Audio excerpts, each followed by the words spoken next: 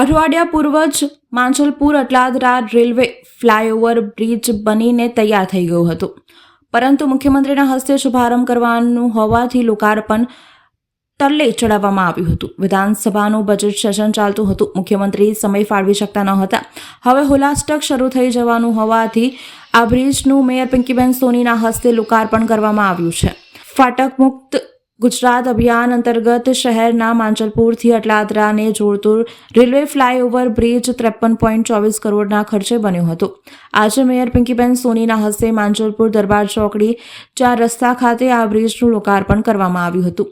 લોકાર્પણ કાર્યક્રમમાં મેયર પિંકીબેન સોની, સ્ટેન્ડિંગ કમિટીના ચેરમેન ડોક્ટર શીતલ મિસ્ત્રી, મ્યુનિસિપલ કમિશનર દિલીપ રાણા અને નગરસેવકો સાથે ભારતીય જનતા પાર્ટીના અગ્રણી કાર્યકર્તાઓ, સ્થાનિક નગરસેવકો ઉપસ્થિત રહ્યા હતા।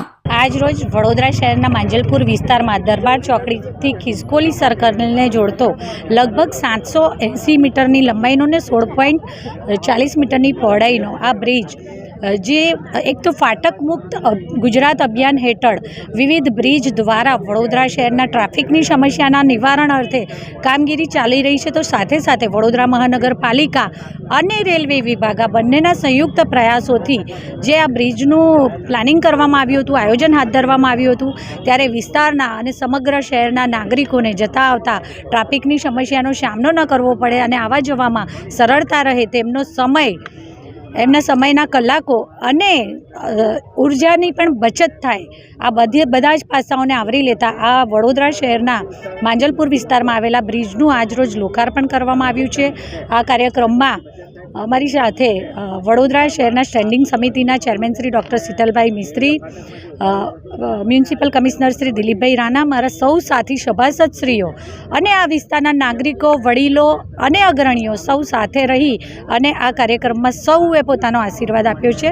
હું વડોદરા શહેરને ખૂબ ખૂબ અભિનંદન પાઠવું। ખિસકોલી સર્કલ અટલાદરાથી દરબાર ચોકડી માંજલપુરને જોડતા બ્રિજનું લોકાર્પણ માનનીય મેયર શ્રી પિંકીબેન, માનનીય સ્ટેન્ડિંગ ચેરમેન શ્રી, બધા કાઉન્સિલર મિત્રો અને અગ્રણીઓની હાજરીમાં કરવામાં આવ્યું।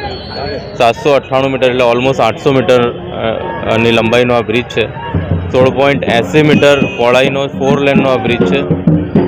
53 કરોડથી વધારે ખર્ચનો આ બ્રિજ બનેલો છે। 50% રેલવે અને કોર્પોરેશનની માલિકીનો છે, એમનું કોન્ટ્રીબ્યુશનના આધારે આ બ્રિજ બન્યો છે।